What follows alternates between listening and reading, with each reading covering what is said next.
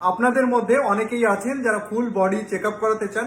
আসলে full body check up বলে ওরকম ভাবে তো কিছুই হয় না, কিন্তু বয়স 40 পেরিয়ে যাওয়ার পর আপনারা যদি বছরে অন্তত একবার এই ব্লাড টেস্টগুলো করান, তাহলে আপনাদের ওভারঅল স্বাস্থ্য সম্পর্কে খুবই ভালো একটা ধারণা পাবেন। এবং আপনাদের শরীরে যদি আপনাদের অজান্তে বড় কোনো রোগ বাসা বাঁধে, সেটার পূর্বাভাস কিন্তু এই টেস্টগুলোর মাধ্যমে আপনারা পেয়ে যাবেন।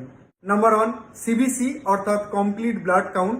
এটার মাধ্যমে আপনার শরীরে হিমোগ্লোবিন কতটা রয়েছে, অর্থাৎ আপনার শরীরে রক্ত স্বল্পতা বা অ্যানিমিয়া রয়েছে কিনা, সেটা কিন্তু এই টেস্টের মাধ্যমে আপনারা জানতে পারবেন।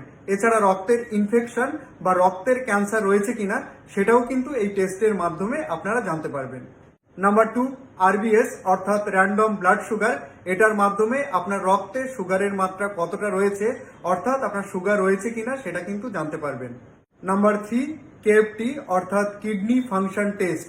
আপনার কিডনির ওভারঅল স্বাস্থ্য কেমন আছে সেটা জানার জন্য আপনি যদি একটা টেস্ট করতে চান, সেটা হচ্ছে কেএফটি।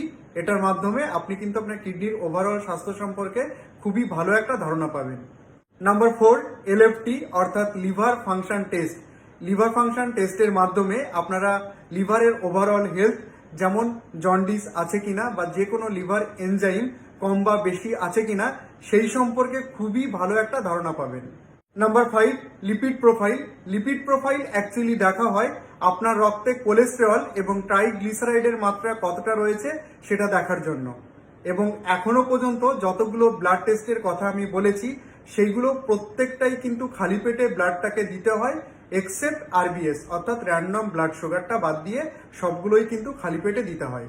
নাম্বার 6, কারো যদি প্রস্রাবে জ্বালা হয় বা প্রস্রাবজনিত কোনো সমস্যা থাকে, সেই ক্ষেত্রে ইউরিন আরই এমই।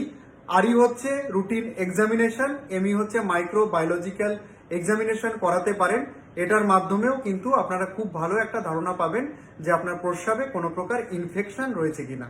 নাম্বার 7, যদি কারো শ্বাসকষ্ট থাকে, কাশি থাকে বা বুকে ব্যথা থাকে, সেই ক্ষেত্রে ফুসফুসের স্বাস্থ্য কেমন আছে সেইটা জানার জন্য আপনারা কিন্তু একটা চেস্ট এক্সরে করে নিতে পারেন। সেই ক্ষেত্রে ফুসফুসের ওভারঅল স্বাস্থ্য সম্পর্কে কিন্তু আপনারা মোটামুটি একটা ভালো ধারণা পেয়ে যাবেন।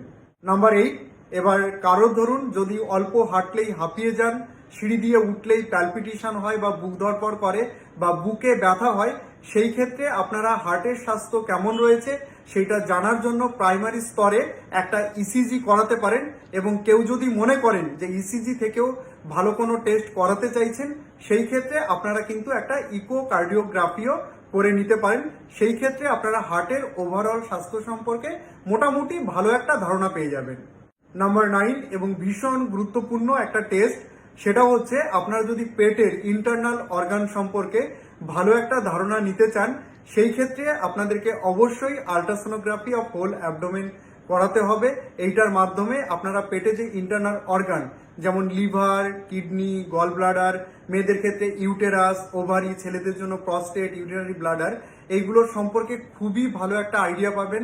যেমন ধরুন, যদি কারো ফ্যাটি লিভার হয়, যদি কারো পিত্তথলিতে পাথর থাকে, যদি কারো কিডনিতে পাথর থাকে, মহিলাদের ক্ষেত্রে জরায়ুতে যদি টিউমার থাকে, ওভারিতে যদি সিস্ট থাকে, বা পুরুষদের ক্ষেত্রে যদি প্রস্টেট গ্ল্যান্ডে কোনো প্রবলেম থাকে, বা যদি কারো অ্যাপেন্ডিক্স হয়, সেই ক্ষেত্রেও কিন্তু আল্ট্রাসোনোগ্রাফির মাধ্যমে এই রোগগুলোকে ডায়াগনোসিস করা সম্ভব। তাই যাদের যাদের পেটের সমস্যা রয়েছে, বা খাবার খেলে পেটে ব্যথা হয়, বা মাসিকের আগে পেটে ব্যথা হয়, বা যে কোনো কারণে পেটে ব্যথা হয়, তারা কিন্তু সিম্পলি একটা আল্ট্রাসোনোগ্রাফি অফ হোল অ্যাবডোমেন করে নিলে তাদের রোগ সম্পর্কে খুবই ভালো একটা ধারণা পেয়ে যাবেন। এবং আল্ট্রাসোনোগ্রাফি করতে এক এক জায়গায় এক এক রকম রেট রয়েছে। আমাদের বর্ধমান ডিস্ট্রিক্টে যেমন আল্ট্রাসোনোগ্রাফি প্লেট সমেত করলে 1000 টাকা, যদি উইদাউট প্লেট অর্থাৎ প্লেট ছাড়া হয় সেই ক্ষেত্রে কিন্তু 700-800, যে যেমন নিয়ে পারে তেমন আর কি নেয়। ডিপেন্ড করে ডক্টর কেমন, সেন্টার কেমন, সেটার উপর। নাম্বার 10 এবং সব থেকে গুরুত্বপূর্ণ, বয়স 40 পেরিয়ে যাওয়ার পর প্রত্যেকেরই 3 মাসে অন্তত একবার ব্লাড প্রেশার চেক করানো উচিত। কারণ ম্যাক্সিমাম যে স্ট্রোকগুলো হয় সেটা কিন্তু অধিক রক্তচাপের কারণে, আমাদের ব্রেনে রক্ত জমাট বাঁধার কারণেই হয়। এবার একটু বলে দিই, এই ধরনের ব্লাড টেস্টগুলো করতে মোটামুটি কিরকম টাকা খরচা হতে পারে। আপনারা যদি একটু স্ট্যান্ডার্ড ল্যাব থেকে রিপোর্টগুলো করান, সেই ক্ষেত্রে অ্যাপ্রক্সিমেটলি আপনাদের কিরকম খরচা হতে পারে একদমই সেম বলছি না, অ্যাপ্রক্সিমেটলি আপনাদের একটা ধারণা দিচ্ছি। যদি ভালো ল্যাব হয় সেই ক্ষেত্রে সিবিসি, লিপিড প্রোফাইল, এলএফটি এইগুলোতে মোটামুটি 500 টাকা করে লাগবে। আর যদি আরবিএস অর্থাৎ র্যান্ডম ব্লাড সুগার, এটা করতে মোটামুটি 50-60 টাকার মতো লাগবে।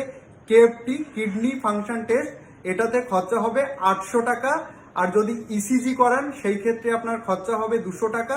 যদি কেউ ইকো কার্ডিওগ্রাফি করান সেই ক্ষেত্রে খরচা হবে 800 টাকা। আর যদি ইউরিন এমি করান সেই ক্ষেত্রে 200 থেকে 250-র মধ্যে খরচা হবে। আর আপনারা সবাই জানেন আল্ট্রাসোনোগ্রাফি করতে 1000 টাকার মতন লাগে প্লেট সমেত হলে, আর উইদাউট প্লেট অর্থাৎ প্লেট ছাড়া হলে সেক্ষেত্রে 700-800, সেন্টার ওয়াইজ যেরকম ডাক্তার যেরকম সেন্টার সেরকমই কিন্তু টাকাটা নেয়। আর যদি চেস্ট এক্স রে করান সেই ক্ষেত্রে আপনাদের খরচা হবে 250 টাকা। তো সবাই নিজের স্বাস্থ্য সম্পর্কে বেশি বেশি করে সচেতন থাকবেন এবং উপসর্গ অনুযায়ী যে টেস্টগুলো বললাম এইগুলো কিন্তু আপনারা করিয়ে নেবেন। তাহলে আপনার ওভারঅল স্বাস্থ্য সম্পর্কে আপনার খুব ভালো একটা ধারণা কিন্তু থাকবে। সকলে ভালো থাকবেন, সুস্থ থাকবেন, এবং আমার ভিডিওটি যদি ভালো লাগে তাহলে বেশি বেশি করে শেয়ার করবেন, যাতে এরকম ভালো ভিডিও করার জন্য আমি আরো বেশি করে আপনাদের কাছ থেকে উৎসাহ পাই আর এরকমভাবে ভালোবাসাটা পাই। সবাই ভালো থাকবেন, সুস্থ থাকবেন। Good night everyone.